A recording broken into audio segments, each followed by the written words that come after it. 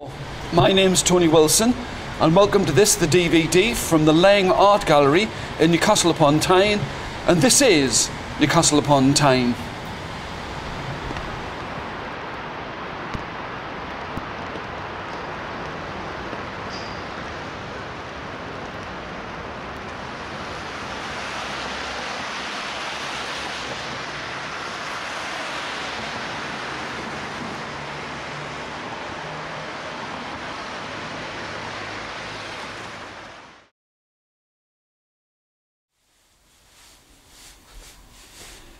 Now, the Laing Art Gallery is in the middle of Newcastle upon Tyne, and it houses a great many pictures and sculptures and artefacts.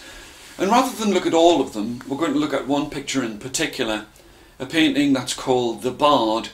It was painted in 1817 by a man called John Martin, so that's nearly 200 years ago, and the subject is the bard. Now, I could just show you the picture, and you could just look at the painting, and that would really be an end to it. But rather than do that, what I want you to do is I want you to think about the painting. So I've got a little exercise that I want you to do. What you need to have is a sheet of A4 paper.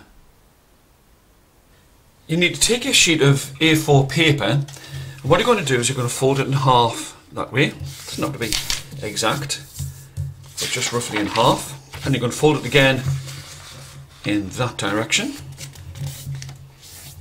And now we've got 4 equal quarters of that sheet of paper. Top left, top right, bottom left, bottom right. And what I'm going to do is I'm going to give you a verbal description using a lot of adjectives to describe what is in the painting by John Martin. And I'm going to describe what's in the top left hand corner and what's in the top left hand quarter here, all around here, and then what's in the top right hand quarter, then what's in the bottom left hand quarter, and then the bottom right hand quarter. And what I want you to do is I want you to listen very carefully to what it is that I describe, and I want you to draw in each of those quarters what you hear.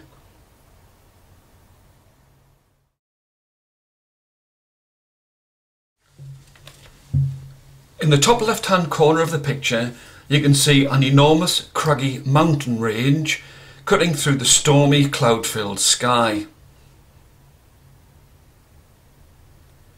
The biggest of the peaks is covered with snow and reaches almost to the top of the picture. The sky and the clouds are dark in this corner of the picture. Below the mountains and in the left-hand side of the painting, towards the middle, there is a white castle that has a large square keep with round towers at each of its 4 corners. At the top of the tower, closest to us, there is a fluttering white flag. Beneath the castle, the rocks are smoother and covered with green plants, small bushes and trees. At the bottom edge of the top left-hand corner, wagons and figures on horseback can be seen to be winding their way towards the foreground.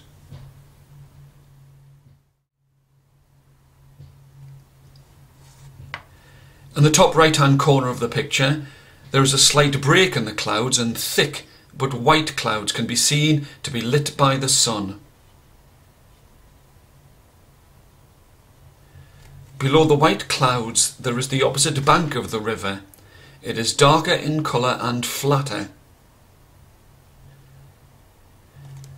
You can see the distinct silhouette of 2 large birds in the middle of the picture on the top right hand side. Below the birds and towards the middle of the painting there is a figure of an old man with a long white beard and long hair. The dark cloak is on his back, is being blown upwards, and he has his right arm raised and his hand open.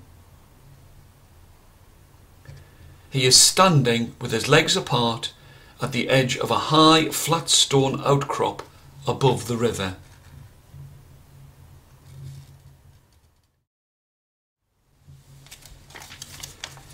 In the bottom left-hand corner of the painting, the trees in the path are seen in bigger and greater detail, and individual trees and parts of the path can be clearly made out.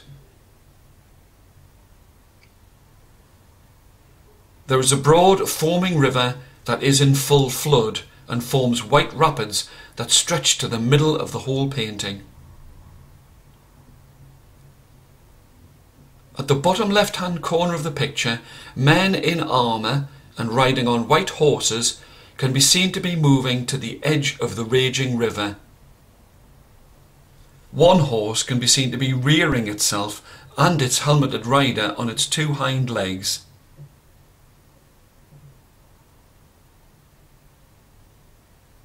In the bottom right of the picture, there is a huge block of flat, jagged rocks below the figure of the old man.